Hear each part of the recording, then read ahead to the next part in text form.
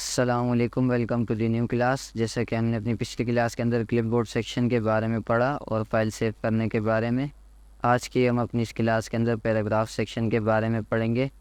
जिस किसी ने भी मेरी प्रीवियस क्लास नहीं देखी, उन पर लिंक आ रहा है और लिंक पे क्लिक करके मेरी प्रीवियस क्लास देख सकते हैं। सबसे पहले हम इधर पैराग्राफ इंसर्ट कर लेते हैं। पैराग्राफ इंसर्ट करने का तरीका equal RAND round bracket open round bracket close inter, ये हमारे पास पैराग्राफ आ गए। सबसे पहले हमारे पास पैराग्राफ सेक्शन के अंदर अलाइन आ रहा है। 4 किस्म के अलाइन हमारे पास आ रहे हैं। एक लेफ़्ट अलाइन है जो कि अभी बाय डिफ़ॉल्ट सेलेक्ट होता है हमें स्पॉट के अंदर। उसके बाद पास आ रहा है सेंटर अलाइन। सेंटर अलाइन में हमारा टेक्स्ट सेंटर से शुरू होता है और सेंटर में ख़त्म होता है। उसके बाद हमारे पास आ रहा है राइट अलाइन। राइट अलाइन में हमारा टेक्स्ट राइट साइड से शुरू होता है और राइट पे ख़त्म होता है। उसके बाद हमारे पास आ रहा है जस्टिफाई। जस्टिफाई से हमारा टेक्स्ट जस्टिफाई हो जाते हैं, यानी ना इधर से बाहर होते हैं ना उधर से बाहर होते हैं। जैसे ये नीचे वाला इधर उधर से बाहर है, ये वाला टेक्स्ट हमारा इधर उधर से बाहर नहीं होता। उसके बाद हमारे पास आ रहे हैं इंडेंट। इंक्रीज इंडेंट से हमारा रूलर थोड़ा सा हमारे पैराग्राफ को आगे कर देते हैं और डिक्रीज इंडेंट से हमारा रूलर्स हमारे पैराग्राफ को थोड़ा सा पीछे कर देते हैं, डिक्रीज कर देते हैं। उसके बाद हमारे पास आ रहा है लाइन स्पेसिंग। लाइन स्पेसिंग से आप अपने पैराग्राफ के अंदर जितनी लाइनों के अंदर स्पेस देना चाहें, आप अपने पैराग्राफ के अंदर उतनी लाइनों के अंदर स्पेस दे सकते हैं। उसी के नीचे हमारे पास आ रहा है add space before paragraph. Add space before paragraph से आप अपने पैराग्राफ के शुरू में यहाँ पे स्पेस दे सकते हैं। और उसके अलावा remove space after paragraph. Remove space after paragraph से आपकी ये जो पैराग्राफ के बीच में इधर स्पेस आ रहा है, इस पैराग्राफ के अंदर से मैंने ये स्पेस ख़त्म कर दी। Remove space after paragraph. अगर आप दूसरे से कोई ख़त्म करना चाह रहे हैं तो यहाँ पे आप दूसरे पैराग्राफ के आखिर में आके यहाँ पे आप रिमूव आफ्टर स्पेस पैराग्राफ करेंगे तो आपके दूसरे पैराग्राफ से भी स्पेस ख़त्म हो जाएगा। उसके बाद हमारे पास आ रहा है इधर टेक्स्ट की डायरेक्शन बता रही है, ये लेफ़्ट डायरेक्शन है और उसके साथ आप आ रही है राइट डायरेक्शन। आप अपने पैराग्राफ को राइट डायरेक्शन भी दे सकते हैं। ये डायरेक्शन भी हम तभी देते हैं जब हम उर्दू लैंग्वेज इस्तेमाल कर रहे हों, तब हम ये डायरेक्शन देते हैं अपने पैराग्राफ्स को। फिलहाल हम लेफ्ट ही कर लेते हैं, कुछ ज़्यादा ही खिचड़ी पकड़ी है। उसके बाद हमारे पास आ रहा है सॉर्ट का ऑप्शन। सॉर्ट के ऑप्शन में हम अपने टेक्स्ट को जो है ना सॉर्ट कर सकते हैं। सॉर्ट यानी आप सॉर्ट पे क्लिक करेंगे, आप यहाँ से पैराग्राफ सेलेक्ट कर लेंगे, क्योंकि आपके पास टेक्स्ट है तो आप यहाँ से टेक्स्ट सेलेक्ट कर लेंगे। उसको हम असेंडिंग ऑर्डर में लाना चाह रहे हैं। असेंडिंग ऑर्डर यानी ABC का असेंडिंग ऑर्डर, ABC से लेकर Z तक ये जाएगा असेंडिंग ऑर्डर में। तो यहाँ पास असेंडिंग ऑर्डर में आ गई, आप देख सकते हैं।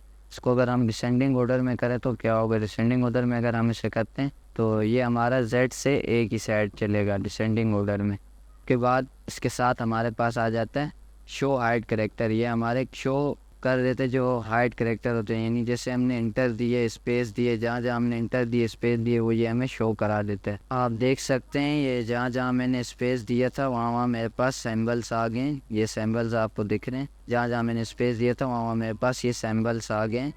फिलहाल हम ये शो हाइड करेक्टर को ऑफ कर लेते हैं। और उसके बाद पास आ रहे शेडिंग का ऑप्शन। जैसे आप अपने पैराग्राफ के बैक साइड पे शेडिंग दे सकते हैं। यहाँ से आप किसी भी कलर से आप शेड देना चाहें अपने पैराग्राफ को तो आप यहाँ से शेड दे सकते हैं।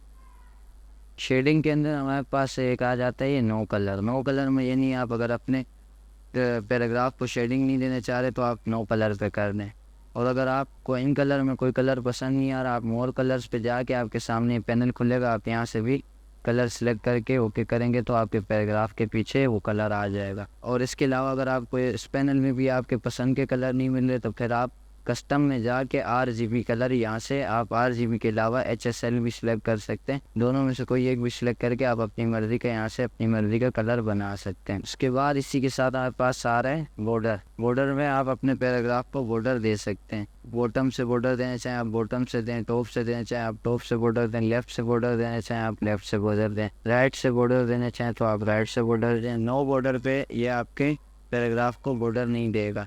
आल बॉर्डर पे आप करेंगे तो आल बॉर्डर पे ये होगा कि अगर आपने अंदर कॉलम और रोज़ बनाए हुए हैं, तो मैंने फ़िलहाल बनाए नहीं है, अगर आप लोगों ने बनाए हुए तो आपके रोज़ और कॉलम पे भी आपके ये बॉर्डर आ जाएगा। अगर आप खाली आउट साइड बॉर्डर देंगे तो ये खाली बाहर की साइड बॉर्डर आएगा। इन साइड बॉर्डर देंगे तो जो आपने अंदर रोज़ और कॉलम बनाए होंगे उनके ऊपर इन साइड बॉर्डर आ जाएगा, मैंने बनाया नहीं है। और उसके बाद आ रहे हैं हॉरिजॉन्टल बॉर्डर। हॉरिजॉन्टल बॉर्डर भी आप तभी दे सकते हैं जब आपने रोज़ और कॉलम बनाए हो, तो आपकी ये रोज़ पे आ जाएगा हॉरिजॉन्टल बॉर्डर। अगर आप वर्टिकल बॉर्डर देंगे तो ये आपके कॉलम्स पे आ जाएगा वर्टिकल बॉर्डर। उसके बाद नीचे हमारे पास आ जाती है हॉरिजॉन्टल लाइन। हॉरिजॉन्टल लाइन अगर आप देंगे तो ये आपके पास ऊपर एक बार सी आ गई है आपके पैराग्राफ के ऊपर, और अगर आप 2 देंगे तो 2 आ जाएंगे। अगर आप इसको अंडू करते हैं तो अंडू यहाँ से भी आप कर सकते हैं, और कंट्रोल Z से भी अंडू हो जाता है, और रीडू हमारे पास रीडू इधर से भी हो जाता है हमारे पास, और कंट्रोल Y से भी हमारे पास रीडू हो जाता है। और इसी हॉरिजॉन्टल लाइन के नीचे हमारे पास आ जाती है ड्रा टेबल, यानी आप अपने जितने भी पैराग्राफ्स को देना चाहें बॉर्डर, आप यहाँ से ड्रा टेबल करके दे सकते हैं। आपका वो एरिया आपका सारा टेबल के अंदर आ जाएगा। हम इसे कंट्रोल Z से अंडू कर लेते हैं। कंट्रोल Z से हमने इसे अंडू कर लिया, और इसके बाद पास आ रही है इसके नीचे border and shading. Border and shading में आप यहाँ से जाके आप अपने पैराग्राफ को यहाँ से बॉर्डर दे सकते हैं, डॉटेड बॉर्डर, यानी जो आपको बॉर्डर यहाँ से पसंद हो आप वो बॉर्डर दे सकते हैं। और उसकी लाइन की स्ट्रॉन्गनेस भी आप यहाँ से सिलेक्ट कर सकते हैं और आप अप्लाई कर सकते हैं। जैसे भी मैंने इसकी स्ट्रॉन्गनेस 3 PTX पे रखी तो ये 3 PTX स्ट्रॉन्ग आ गया हमारे पास हमारा ये बॉर्डर। के बाद हमारे पास इसी बॉर्डर एंड शेडिंग के ऑप्शन के अंदर पेज बॉर्डर आ जाते हैं। पेज बॉर्डर आप देना चाहें तो पेज बॉर्डर भी आप यहाँ से अपनी मर्ज़ी से जिस पे भी आप देना चाहें। मैं सादा बॉर्डर दे रहा हूँ पेज बॉर्डर को, तो ये देखें हमारे पेज पे बॉर्डर अप्लाई नहीं हुआ। सफ़र दोबारा करके देखते हैं। बॉक्स पे जाके पेज बॉर्डर पे जाके बॉक्स पे जाके यहाँ से सेम 4 PTX कर लिया, तो ये हमारे अभी पूरे पेज के ऊपर बॉर्डर आ गया। और इसमें हमारे पास पेज बॉर्डर के अलावा इसके साथ आ गया हमारे पास आ रहा है शेडिंग का ऑप्शन। आप यहाँ से भी अपने पैराग्राफ को शेड दे सकते हैं। जैसे भी आपको कलर पसंद नहीं, आप यहाँ से नो कलर करेंगे तो नो कलर पे हो जाएगा। यहाँ से भी आप मोल कलर में जाके अपने पैराग्राफ के अंदर शेडिंग दे सकते हैं और कलर से।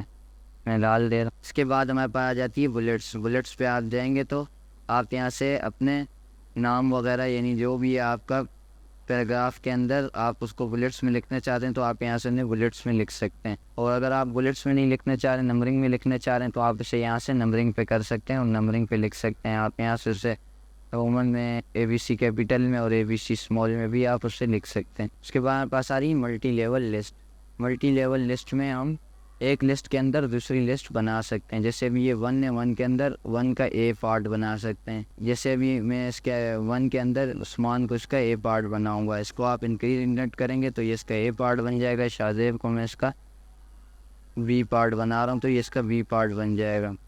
तो आज की क्लास को हम इधर ही एंड करते हैं। मिलते हैं फिर इंशाल्लाह किसी नेक्स्ट वीडियो में। अगर आपको मेरी ये वीडियो पसंद आई हो तो वीडियो को ज़्यादा से ज़्यादा लाइक, शेयर और चैनल को ज़्यादा से ज़्यादा सब्सक्राइब करें। अल्लाह हाफ़िज़।